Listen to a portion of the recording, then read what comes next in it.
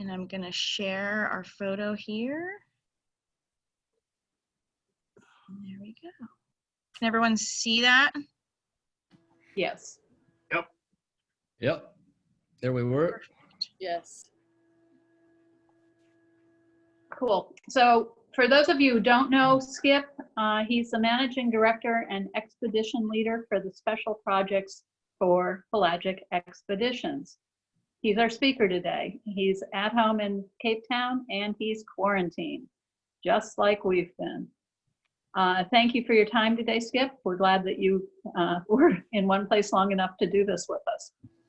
Our second Skip today is Chicago Yacht Club's new on the water director, Skip Peeble. He and I will field your questions. And I am Betsy Barrett, a 43-year member of the Yacht Club. So thank you to both Skips for helping put this together today. Skip Novak grew up in the program at Chicago Yacht Club in the 1960s. The club had a robust group of junior sailors who provided a lot of crew to one-design keelboats and offshore boats. The kids loved port-to-port sailing as it inspired their imaginations for travel. One of several core groups of harbor rats are pictured here at dinner last fall. Skip, Grant, Crowley, Craig Hess, Chuck Gates, and me, Betsy Barrett. Skip became known for racing prowess unimagined by his friends from the Midwest. Lake Michigan can dish out exciting weather that lasts for a day or two, while the Atlantic and Southern Oceans provide challenging conditions for weeks at a time.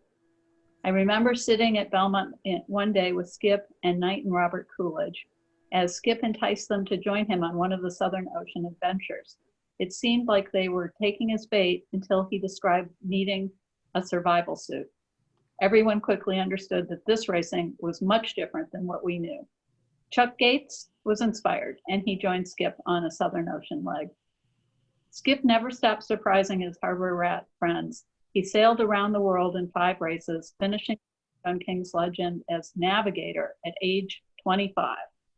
He has made more than 30 voyages to the Antarctic and several trips to the Arctic in his polar exploring and climbing expedition yachts, the 54-foot Pelagic and the 74-foot Pelagic Australis. He's presently building a Pelagic 77, which we will see under construction in our second video. As with most high, we have more content than we can use today. We've posted the first 50 minutes of a video produced by the Royal Ocean Racing Club of Skip's racing career for you to watch in your own time. You will find many other bingeable videos on the Round the World Race site and on YouTube. In the RORC video, Skip talks about his first racing circumnavigation in 1977, skippering Simon Le Bon's drum in 1985 and 86, including losing their keel in the Fastnut race, and his experiences with the Soviet around the world entry Fevzizi in 1989. Noteworthy, but not included in the video, Skip won the Parmelia race from Plymouth to Fremantle, Australia as skipper in 1979. In 1997, Skip applied his experience to Grand Prix ocean racing on large multi-hulls, navigating the French catamaran Explorer to a sailing record in the Transpac race from LA to Honolulu. The next year, he co-skippered Explorer with Bruno Peyron, breaking the sailing record from Yokohama to San Francisco, and he co-skippered the 33-meter French catamaran Innovation Explorer to second place in the Millennial Non-Stop, No Limits circumnavigation known as The Race. When Skip wasn't racing sailboats, he spent a lot of time exploring Antarctica and climbing peaks in the Southern Hemisphere. He is a prolific author as well.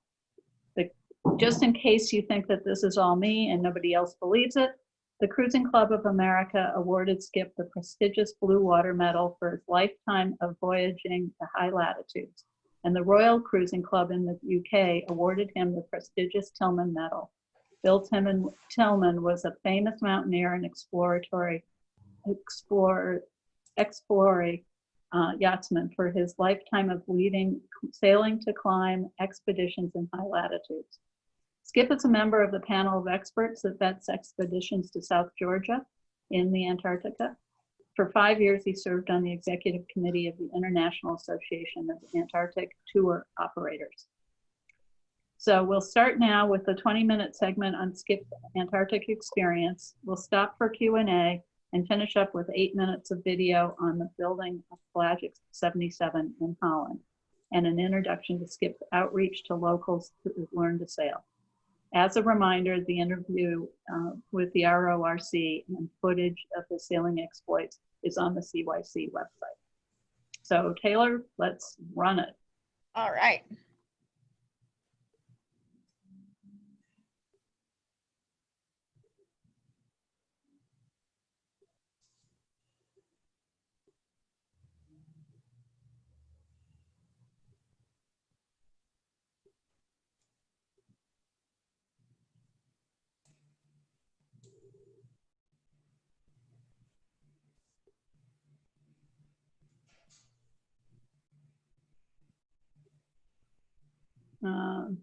Taylor, have you started it?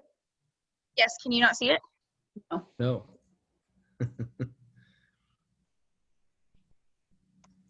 Can everyone see? Nope, it still has our picture. Yeah, see the No. picture of the gang at Belmont, right? See it. It should be, I'm sharing my screen and it's playing on my end. Can you see my screen? The YouTube page? No. Nope. Close your picture viewer window. We just see the photo. Just the Yeah. photo of me? Yeah, by What a- Tom Barnard. The photo of the group that Betsy spoke about. Oh, I see. How about now? No, it's Stop still, sharing. Oh. Now stand Let's the try half. this again. How about now? Oh, Yes, now we're at, Better? yeah. Yeah. Now we're cooking? All right. great. I don't know how to get the How about more sound. all good? No sound yet. Okay, I recognize that. All right, let me see here. I know that I can also share my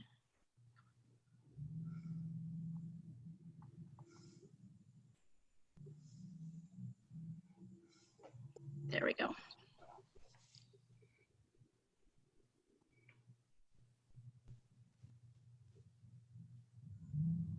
The slide there of you know, of the just tell us what was the real lure to you of polar exploration? What got you there?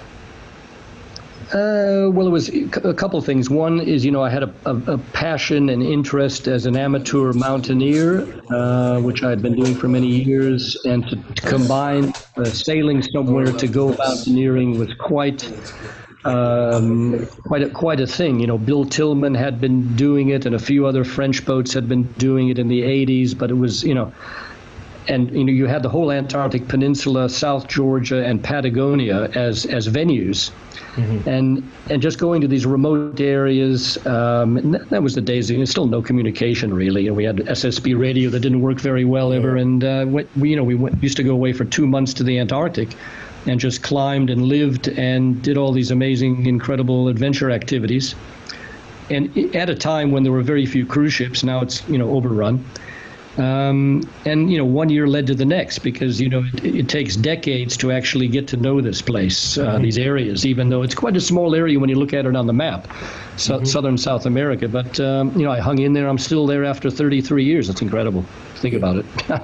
And setting up a business down there must have been insane. I mean, incredibly innovative. But just we've got some slides here, and they're from various times and what have you. But Just tell us about what you're doing with Pelagic Expeditions, how it all came about. Well, Pelagic Expeditions, the boat was originally, we had 3 partners involved, Phil Wade, myself, and Chuck Gates from Chicago. And the deal was we each had a year on the boat, and then we handed it over to the next guy in a refit condition. And then at the end of that 3 years, well, I actually got an extra year for building the boat. But at the end of that term, we either rolled over or sold out, or one wants in, 2 out, 2 in, 1 out, or whatever. And I was the only one who wanted to keep the boat. So we refinanced it, and I had to pay these other 2 guys off. I had to start this charter business, which I saw the niche. This was now in 1990. And I was one of half a dozen boats that had begun about within a year or 2 of ourselves chartering to Antarctica, Cape Horn, South Georgia, and this was very new. This was pioneering stuff, and they were all French and me. You always find these French boats in these places, when nobody else goes down. And so we started like that, and then, to find my clients, I tapped into my old guys I used to sail with, like on that boat we saw in the beginning going to Mackinac Island, all those old guys from my yacht club in Chicago. I got a group from there. I got a group of mates from New Zealand who helped us finance the Fazizi campaign as we went through Auckland with a FM radio station. So I used my contacts, and I remember my old man telling me, my dad, way back when I was finishing school, he said, now, listen, one thing he says, don't ever quit the Chicago Yacht Club, because he knew the power of keeping your contacts. Well, of course, I did quit the Chicago Yacht Clubs. I wound up in the UK, and I joined the RORC, and that was 40 years ago, by the way. Okay.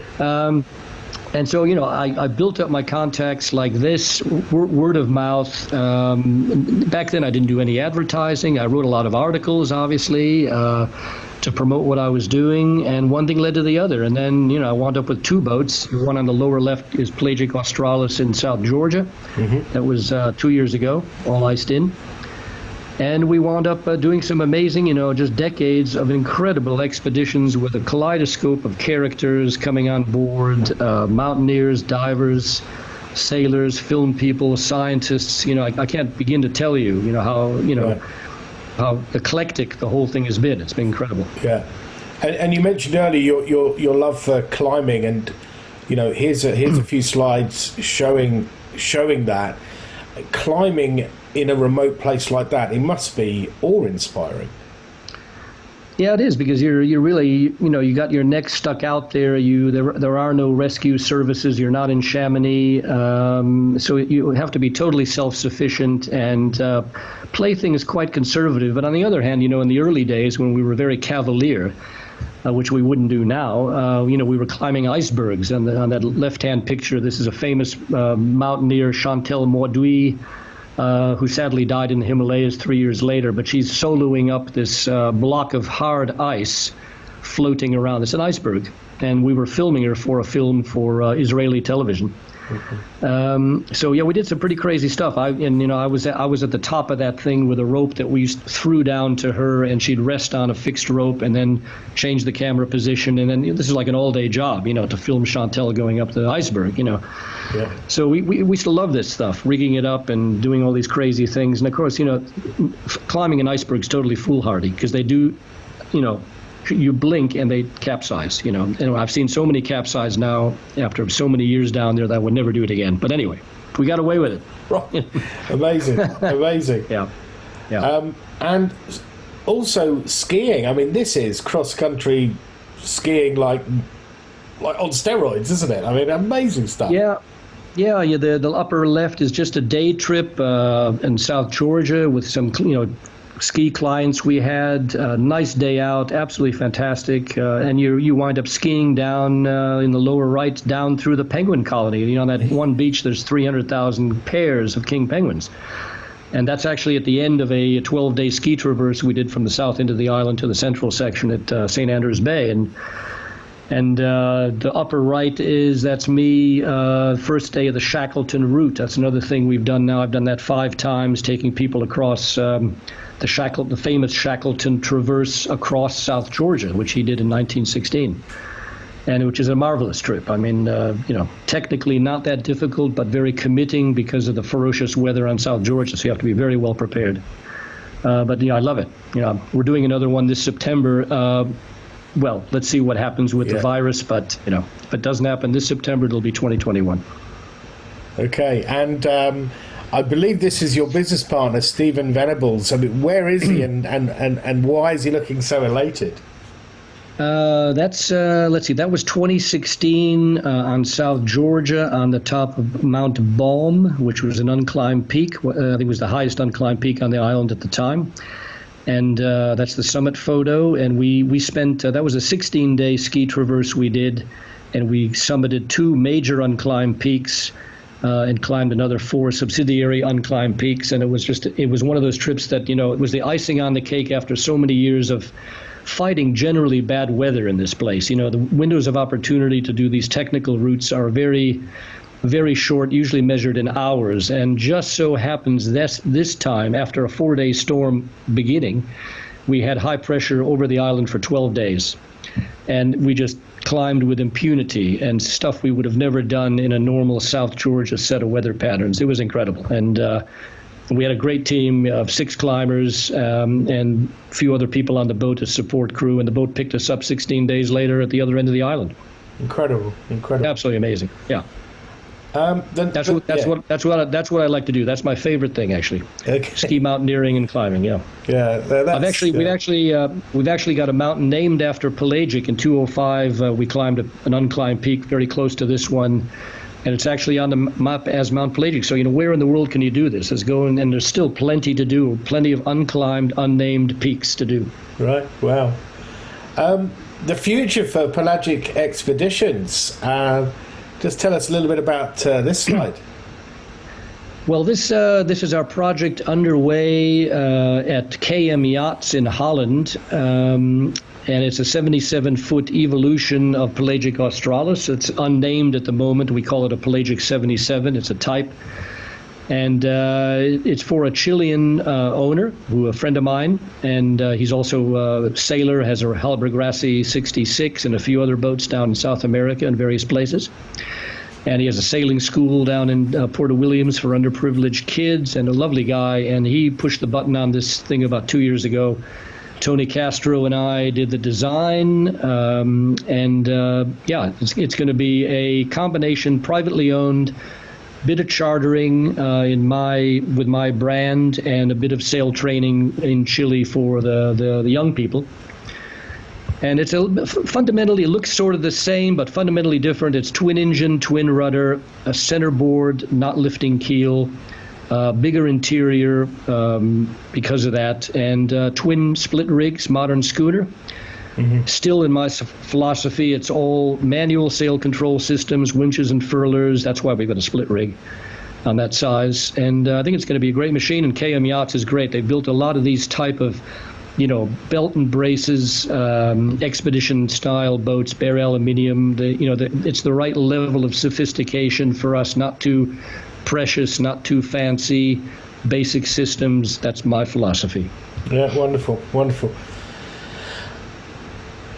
Okay, well, we've got a wonderful video which I think encapsulates, what you're doing with Pelagic expeditions. But it's time to say, Skip, thank you so much for joining us. It's been fantastic to get a real insight into your amazing adventures, and fair winds for the future. Thanks very much. It was great. I enjoyed it. Cheers. Hey, this is a good opportunity to say who's on next week, Skip. We've got on next week the Royal Ocean Racing Club's Time Over Distance series, the world famous photographer Carlo Bolenghi joining us from Lake Como in Italy. So you can join us here, same time, same place, for an hour with Carlo. Right now we're going to play that video of Pelagic expeditions, which I'm sure you'll find awe-inspiring about Skip's adventures. Thank you very much for joining us. Enjoy the video.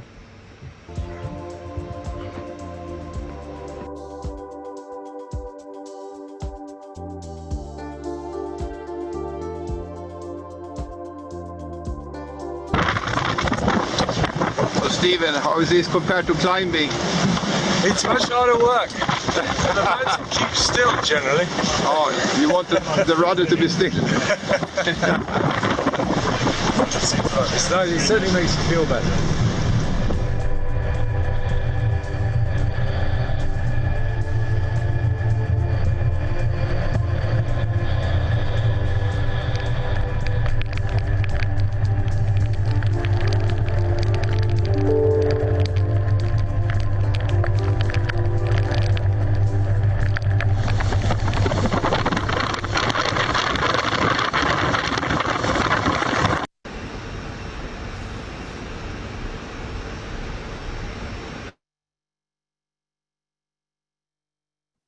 Wow, that was a great video.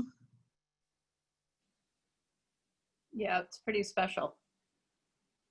Taylor, do you want to give us a live screen? Can you put the two Skips and me together?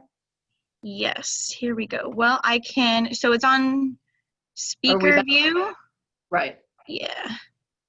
So I can spotlight Skip. He's the important one. Oh no, what's happening? There we go. Do we have any Q&A in the chat box? Yeah, you guys can feel free to unmute yourself and ask away, or you can put the questions in the chat and I can read them out. Totally your choice. I have a quick question, Skip. Have you ever used crampons on the deck of your boat?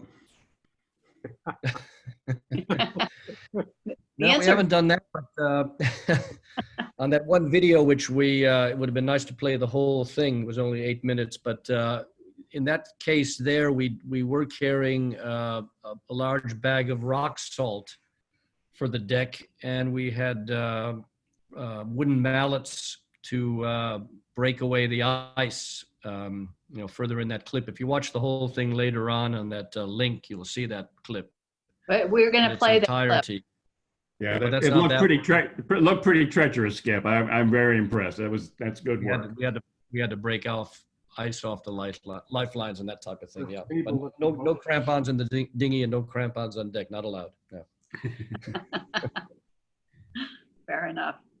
Hey, Skip, how about a question? Have you been caught in pack ice on some of your trips, and if so, for how long? That was more a case we got caught a few times up in the Northwest Passage with old sea ice. Down in Antarctica, that doesn't happen a lot, but you can get sort of entrapped for very short periods of time, let's say, you know, a few hours or a day or two, maybe with what you call unconsolidated brash ice, which is a combination of maybe old first-year sea ice and some glacial ice, harder, heavier ice, which has fallen off the ice fronts. And that's, you know, bits and pieces, which sometimes we can push our way through. Other times in an anchorage, it may come in with the tide and the wind and pack up to such an extent where you can't push your way out. So that does happen quite often. But on the Antarctic Peninsula, where we normally operate with, the wind is blowing offshore, and the current is mainly taking the ice offshore in the Bellinghausen Sea. So it's never a real concern as it is in the Northwest Passage in the Arctic, Canadian Arctic, which you can be entrapped very easily. A question, Skip, that is Tony Close. You mentioned the Northwest Passage. Have you done that from east to west the whole way? No, we didn't. We tried it in 2005, and actually Chuck Gates was with me on that one. We were chartering to an Italian group, and we spent 30 days up in the eastern approaches and sort of the east central section, but we couldn't get through the Bellic Straits, which is a sort of a famous choke point.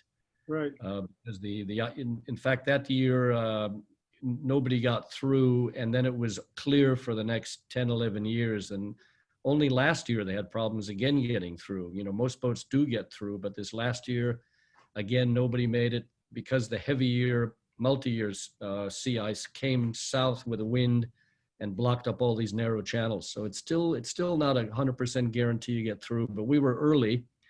We were in July, beginning of August, and really if you really want to get through that thing, you've got to go mid to end of August to get through the difficult sections, then hightail it to Alaska and get around the corner as soon as you can because the weather's starting to pack in. Thank And you. you know, the problem with the Northwest Passage is, if I can elaborate on that, is that the interesting part coming from the east is the Greenland coast before you get into it, and then the Baffin Island, Devon Island section in the eastern part into the central section where you have the high mountains and some relief and most of the wildlife. The last half of it towards the Alaskan slope is pretty boring. Low, the land is very low, very shallow. You got to stay sort of mid-channel, and most people just make a beeline, straight direct around Point Barrow. So Thank you. you know, a lot of people go into the passage and come back out again and do the coast of Baffin in August. It's preferred to do it. If you want to tick the box, then you've got to go all the way through. If we got one in the chat box here, how's the ice changed over the years, and is the shrinkage noticeable from Todd Reynolds?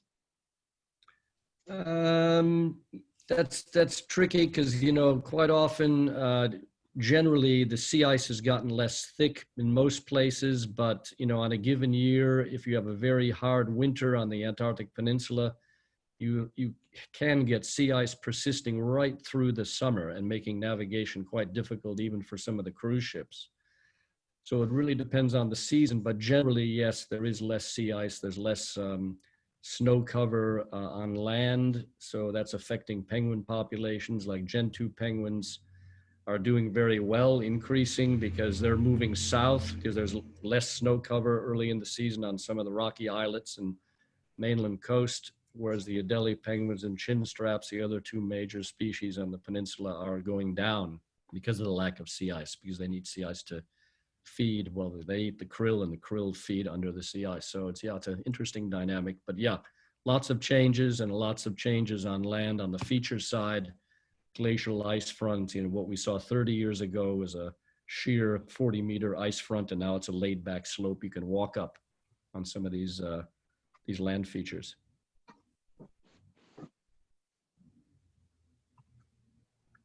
Other questions? You know, I've got one for you, Skip. Yeah, sailing is a very inspiring sport, and I'm sure through the course of all of your adventures, you've seen some things and done some things. What's gotten you most inspired most recently, especially with this latest project? Well, you know, for me, it's always, you know, building another boat is always interesting because you're learning from the last one. And, you know, I think Pelagic Australis, we got so many things right and a few things wrong. And so this boat has now addressed those, and it's interesting to be involved in another construction and go to the next stage. And, you know, and for me, sort of getting on in years where I'm not going to be doing the gymnastics so much in the future. I can still do them now, but they probably won't be in the future. Not too far away.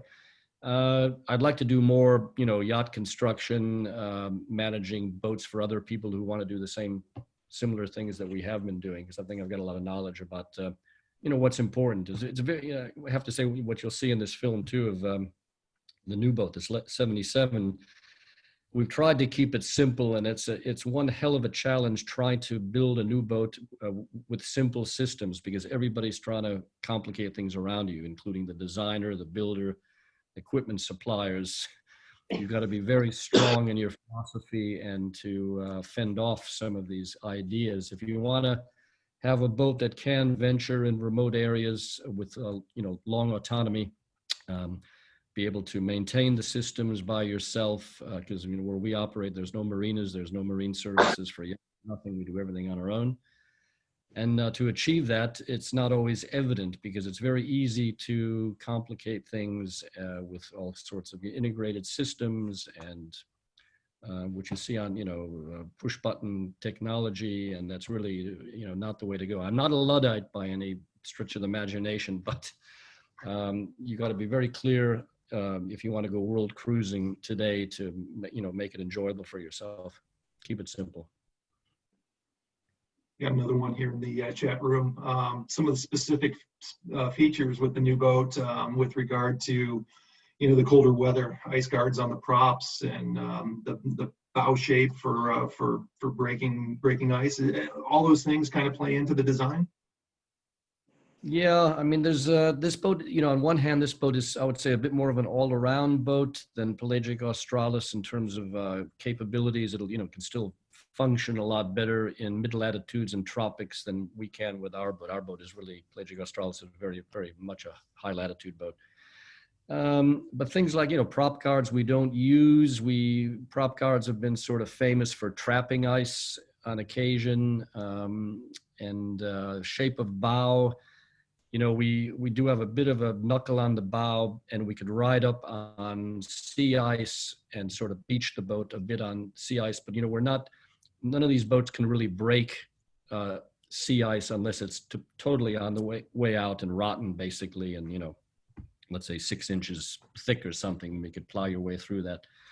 So it's not an icebreaker. And you couldn't build something of this size strong enough to be an icebreaker, to have that much engine power, and the hull would be enormously heavy. And then as a sailboat, it wouldn't function, on the other hand. So it is a compromise. But you want a boat that you can, let's say, in one sense, abuse a bit and not worry about a few dents here and there and a bit of deformation in the plate and scratches on your top sides, laying to rough jetties in these places we go to. You just cannot worry about things like a paint job.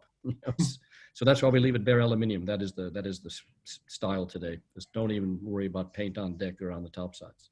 So as the designs have evolved through your time and expertise, performance of the boats, have they evolved as well? Performance, we're pretty, compromised in performance. This is always a problem with the designer, with Tony Castro. He's from a racing boat pedigree, and he's always trying to make boats, fast as possible with big sail areas. And I have to pull him back on that, because we don't need big sail areas. We spend an incredible amount of time reefed right off the bat, trying to sail on one hand conservatively, and on the other hand, it is windy down there a lot of the times. Sorry. And then you tend to, have small headsails. We have 4 reefs in the main, a storm staysail as a third roller furling sail, which is always rigged. And you don't need big sails, because if it is light enough where you can, you want to sail with light air gear, you're going to be motoring, because, we use the boat as a vehicle to get to places, as opposed to, let's say, a pure sailing machine with high performance. So, Skip, how much does the new boat draw? I remember the old Pelagic, you had that lifting keel so you could get into some of those glaciers. What's the new one? Yeah, the new boat is going to be, she's about 4 meters draft with a bit of a centerboard.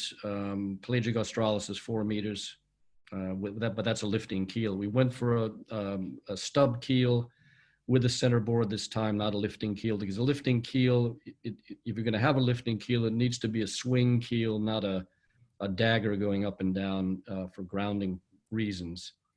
And the swing keel takes an enormous amount of space out of the interior, because you've got this huge thing, and you've got cabins either side and 2 corridors, not one, because that keel trunk, which goes from deck down to the bottom, takes up a huge amount of space. So we decided to make the cabins a bit bigger. Same configuration, but a lot more internal volume. So Skip, this is Betsy. You've been going to Antarctica for 30 some years. I remember you telling us in the past about some of the things that you found there, the 100-year-old stores from the early explorers, still in perfect condition, probably edible, that sort of thing. Can you share some of that with us? Yeah, in the early days, before 1991, especially with the Antarctic, the Madrid Protocol of the Antarctic Treaty, when they designated a lot of these old bases as historic sites, and also tried to encourage some of the Antarctic Treaty nations who maintained a lot of these Antarctic stations. They were originally science stations put in the 50s mainly. The treaty was encouraging people to actually maintain them or take them out completely and clean them up, because they were basically rubbish dumps. They, guys had left, walked out the door, shut the door, everything inside, food, equipment, and the whole lot, fuel. and left. And, you know, now years later, 30 years later, everybody was worried about all the mess down there. And, you know, in the early days, we used to go down there and pilfer some of these bases because they were abandoned. And, you know, the first couple of years, we never bought diesel fuel for the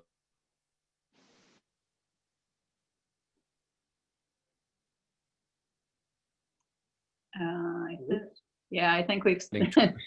2% motor oil to kerosene, you get diesel basically, and a lot of food as well. You know, there were tins of stuff, you know, porridge oats, Marmite, jams and jellies, all sorts of things that had been a 30-year-old food, and it was still good, and we used to eat it. It was fantastic. It was an adventure. You know, nowadays all those bases have been either removed by the rules of the Antarctic Treaty or renovated as historic sites of interest and maintained by a national authority, used, reoccupied. Some have been reoccupied, and mainly that's for reasons of sovereignty, context of the Antarctic Treaty. So yeah, it was like a, you know, it was a hell of a playground in the beginning. Nowadays, everything extremely regulated, permitting system, very rigorous, biosecurity issues to deal with, you know, so we don't bring down alien seeds and plants. Because as the Antarctic gets warmer, the risk of, you know, alien vegetation establishing itself is a risk. And certainly on South Georgia, that's always been the case. You know, they've had alien vegetation since the days of whaling, you know, in the late 1800s. So yeah, we deal with an enormous amount of bureaucracy and paperwork and due diligence now to go to these places, which wasn't the case in the beginning. In the beginning, it was total pioneering, and now it's a lot of office work involved for sure. Yeah, it's got to be done. Got a couple more in the chat box here, Skip. You know, the first one is, in some of the videos did touch on some of the changes between the latest boat and the previous, with regard to sail area and the rig configuration, and you talked a little bit about the keel and whatnot. Any other major changes that you guys put into play on the newest boat? Well, twin engines, twin rudders, twin drivetrains, everything. That's, you know, we did that for a couple of reasons. You know, there was a redundancy issue having two engines. We have an enormous engine room, which we don't on the previous boat. That was one of the big mistakes, is the engine room was ridiculously small for a 250 horse Cummins and all the other stuff you put in there. Now the engine room on the new boat is beam to beam, walking headroom. And we've got two smaller engines plus a genset plus everything else in there, water makers and, you know, heaters and all sorts of stuff as you do. So that's sort of a big thing. Just the systems on board, I think, are on this new boat are better organized, easier to maintain, and twin rudders. And the rudders are not, you know, like on normal twin rudders on a race boat, and even some cruising boats now are very wide, steep angled, where this is not the case here, because you can't take a boat in ice with a rudder hanging, breaking the water line. I mean, you will damage the rudder. So the rudders are quite tight to the center line, you know, nothing radical in that department. So the next question about the use of aluminum. Any special treatments that you have with the building of the boat in aluminum? Any problems with electrolysis, magnesium plates, and whatnot?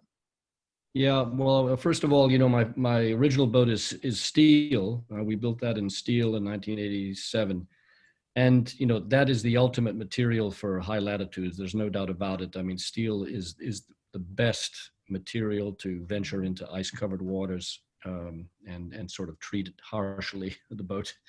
But the problem is the maintenance issues on steel. It's got to be coated. You're always going to have corrosion problems.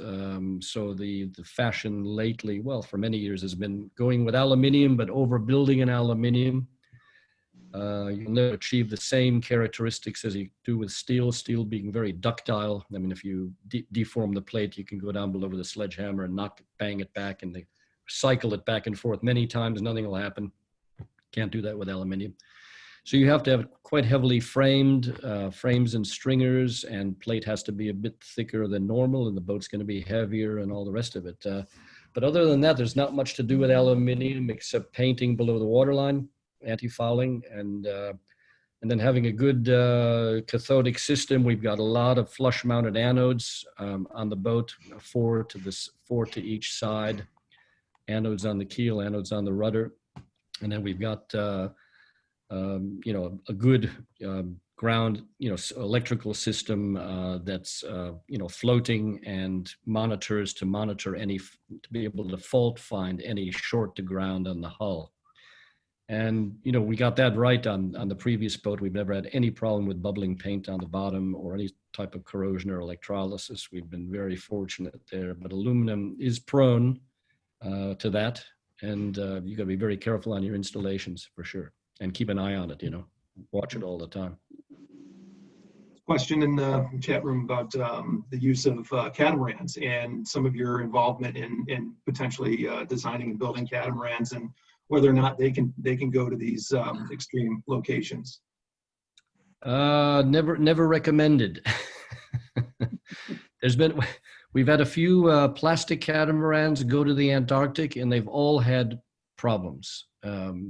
You know, all sorts of things. I mean, holes in the boats, trapped, unable to maneuver, broken prop shafts in ice, and even across the Drake on a cruising catamaran is a big ask. You know, if you do get caught out in catastrophic weather on a thing like that. You know, so we try to discourage people taking cats down there, but every now and again somebody brings a cat down, you know, and never lost, but it's pretty nerve-wracking to go down there. The thing you don't want to do, you know, you need a metal boat if you're going to go to the Antarctic and enjoy yourself. You can go down with a, you know, a strongly built GRP boat, like a Hallberg Rassi or something like that, and you can go down, fool around, touch down, you know, but you're going to be on tender hooks the whole time worrying about that plastic boat. You want a boat that you can get into the ice, can get stuck in, be a bit aggressive navigationally, and enjoy yourself being in the ice. You know, that's part of the story.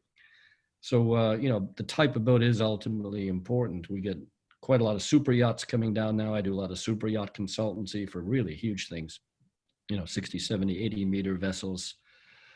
But these are ships now, and they are always steel or aluminum and built to withstand nosing around in ice. And every now and again, somebody says, well, can I take my, you know, GR, you know, my composite Southern Wind boat down? He said, yeah, I can do it. You got to be very careful, but you're not going to be able to really capitalize on the holiday by being able to relax a bit. Mm-hmm. Yeah, a question about the climate change and what you've seen over the years.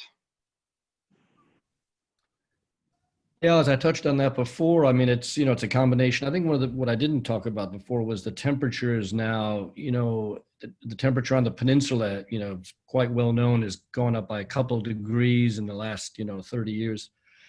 And we've seen that in the beginning, the temperature was, you know, it's always hovering around zero down there. And when it was, you know, it's below zero, everything's frozen, and it's above, of course, everything's melting. And we're seeing a lot more temperatures way above zero.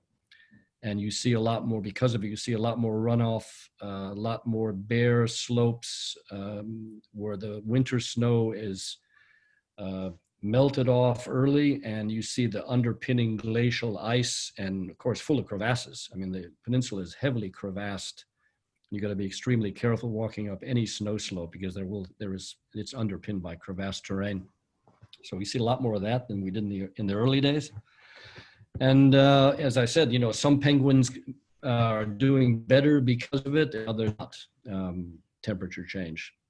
So yeah, and yes, in other parts of the Antarctic, they don't see as extreme change as the peninsula, and there's others that are actually have been getting colder. So it's not true of everywhere in the Antarctic that it's melting and changing as fast as it is on the peninsula.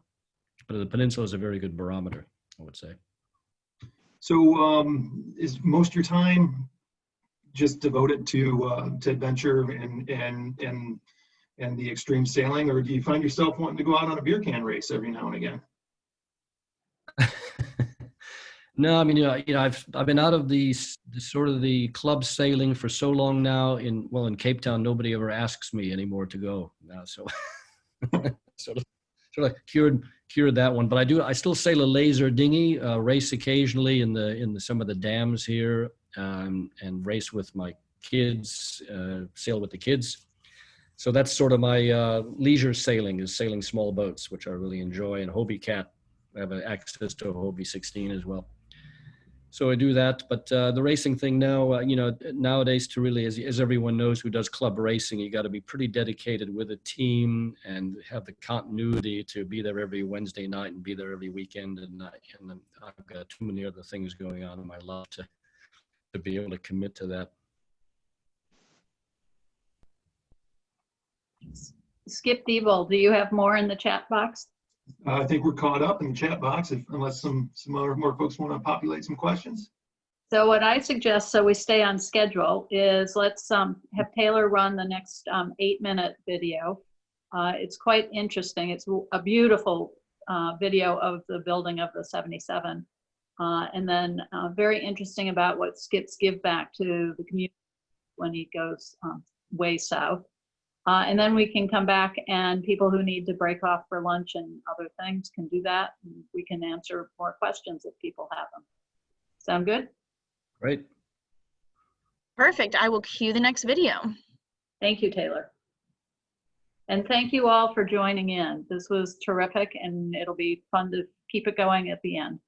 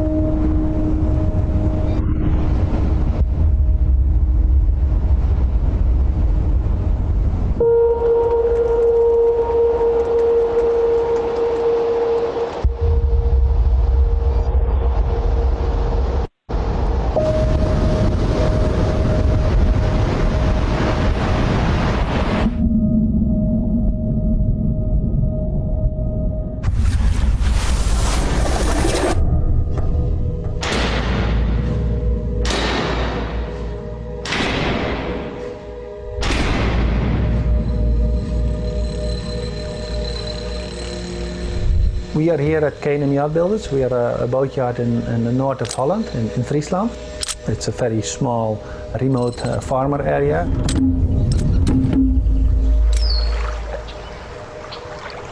We build aluminium custom boats, mainly for high latitude expedition.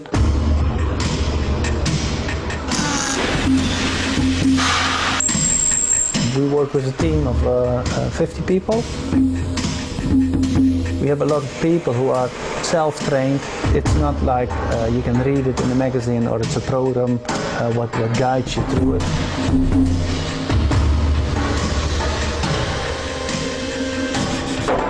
It's a lot of love and passion where people work here.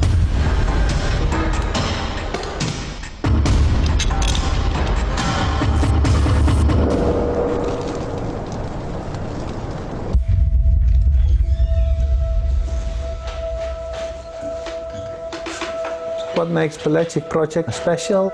I think the team, it's a very professional team you work with. It's Skip Novak. The owner has a lot of experience, but he has a team around him who knows very much about boating.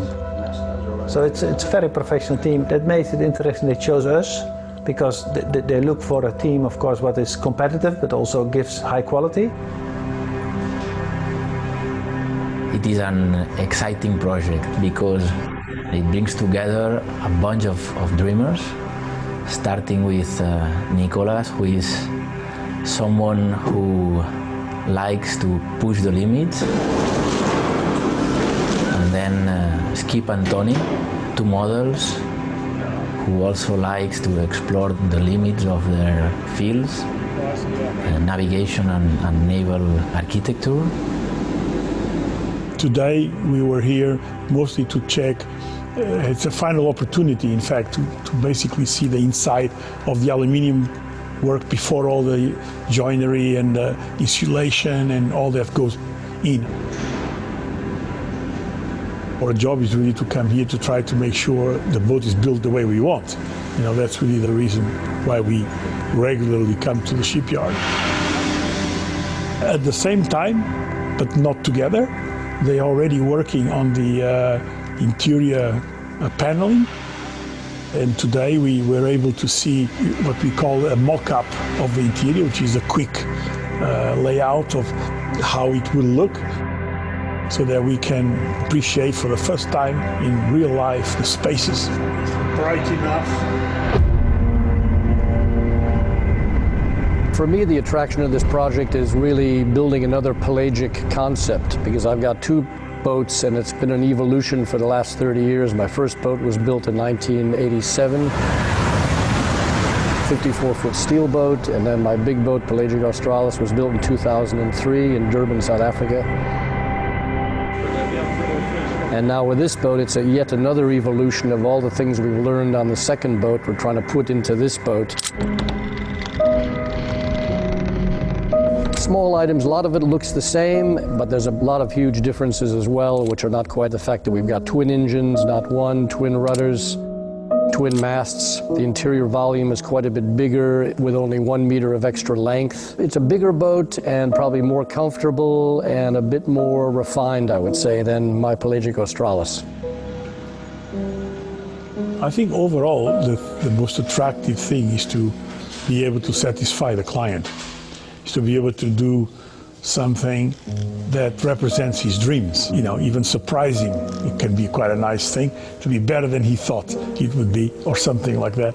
That's very satisfying.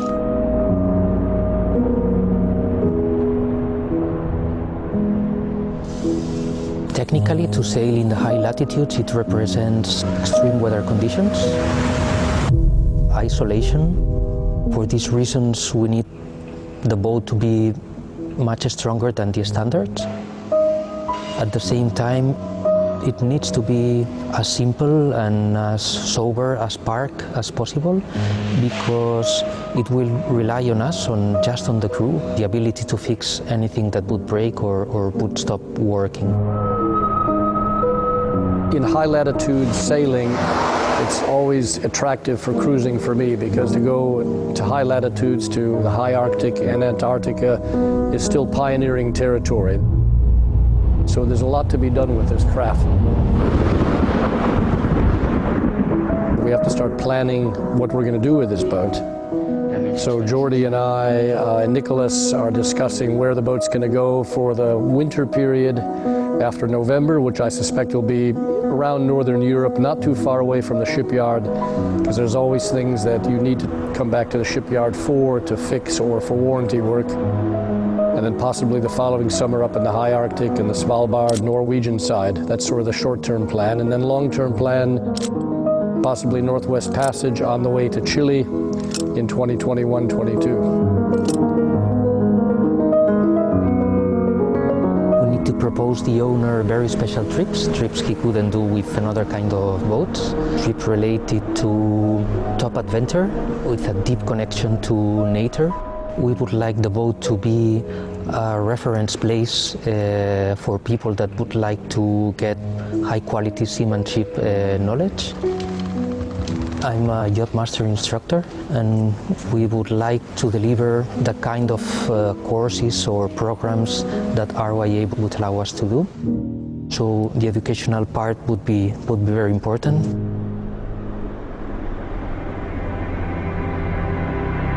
A few years ago, Nicolas promoted a sailing school in the south of Chile, in a place called Puerto Williams. It's the last village before reaching the famous Cape Horn. He did it with the idea in mind to educate children through sailing, developing in them leadership, teamwork, respect, and responsibility.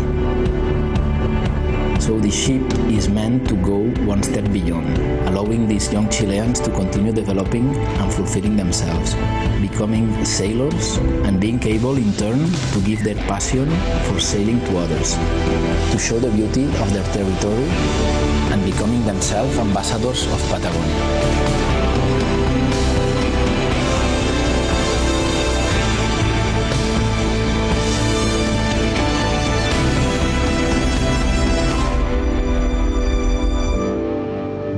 So in a certain way, the purpose of Pelagic is to close this circle.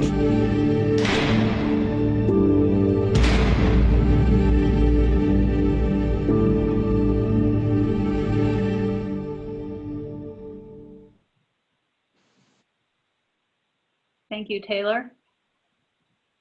Skip, do you want to talk a little bit about the clients who take you to the bottom of the world, the Southern Hemisphere?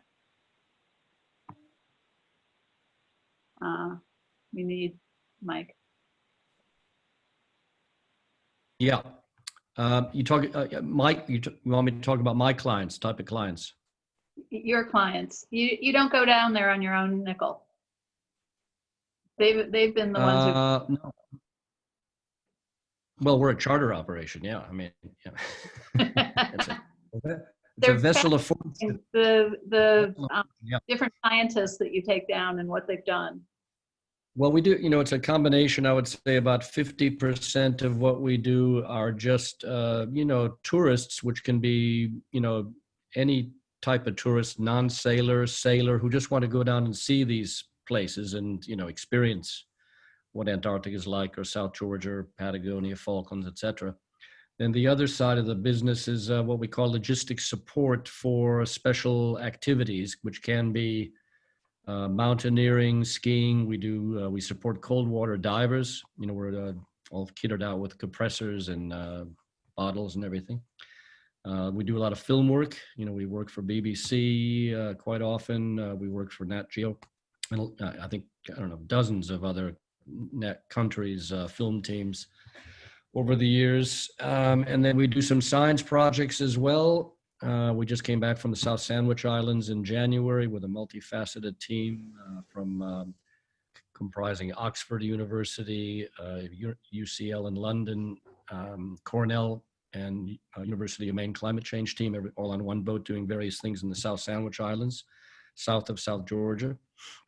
And we've done a lot of work with the University of Maine. They've been on the boat 4 times, climate change guys, ice coring. And some work with the South Georgia government with the biosecurity. We got involved with the rat eradication project. They've just eradicated all the rats and mice on South Georgia over the last 5-6 years. So yeah, it's a mixed bag. Some really interesting, different stuff, but also just visitors who want to experience it. So I usually get involved in a lot of the film stuff and the science stuff, and I leave the more tourist clients to the professional crew. We have 3 crew, a skipper and a mate and a nipper, usually a young person. And I come on board as, when I'm on board, I come on board as an overarching, what we call an expedition leader, which is in charge of the conduct of the voyage. And certainly while we're on land, doing various things. So that's how it all works. So basically we can do a lot of different things. We've had a lot of artists on board, very strange projects sometimes. But it's been great. That's why I say it's a very eclectic. I've met some amazing people over the last 3 decades, and a lot of repeat clients. We've had clients, my Swiss Italian mountaineers, they've been on the boat 7 times now since 1993. So. And you want to take just a minute to talk about the Puerto William project that we saw toward the end of the. Yeah, that's the owner of this Pelagic 77, Nicholas, a Chilean entrepreneur, and he's he started these sailing schools. He has 2. He has one in Puerto Williams and one on a lake in central Chile. And he's funded that, and getting, so these are mainly quite underprivileged children in Puerto Williams. Puerto Williams is a very poor Chilean outpost, in fact. There's only 2,500 people live there, and naval personnel mainly and civilians supporting the Navy. And he's put in this beautiful, you saw it in the picture, beautiful wooden clubhouse that is absolutely superb, you know, with fireplaces and wood burning stoves. And they run it all winter. And as you saw, those kids, I mean, you know, we have frostbiting in Chicago, but so do they pretty much all year. And yes, you know, he is a philanthropist to a large extent. He has a lot of different projects globally. Yeah. And this is one of them. Yeah. So do others have questions? Yeah, I was going to ask, is the build still on the, has it been delayed at all with everything going on? Now, surprisingly, the Dutch shipyards had never closed. They got something right over there. I don't know what they did, but they've kept going. They went on to shift work, so they've only had 50% of their staff in at any one time, but then they went on to night shift, split that up. And so they're relatively on schedule. The launch was due for end of November 2020, but for sure it's going to be after the first of the year, but that's fine. You know, we're not in a big hurry for anything, you know, coming up in the short term. So yeah, it's still functioning, you know, and my problem is I'm stuck in Cape Town. I can't get out because there's no international flights leaving, and I sort of need to be into the shipyard. Because at this point in time, they're, you know, engines are in, machinery's in, the plumbing's been in, the boat's been insulated, blown in polyurethane foam.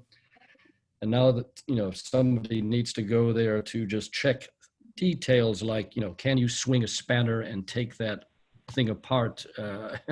Or should we move it 10 centimeters to the left so you can? All these type of things, which, you know, the shipyard's great, but most of these people don't sail like we sail. And know about some of the fine points. So I'm sort of chomping on the bit to get out of here and go up there and spend, you know, a couple of weeks straight away and just chase all the details before they get too far, because they're not going to stop and wait for me.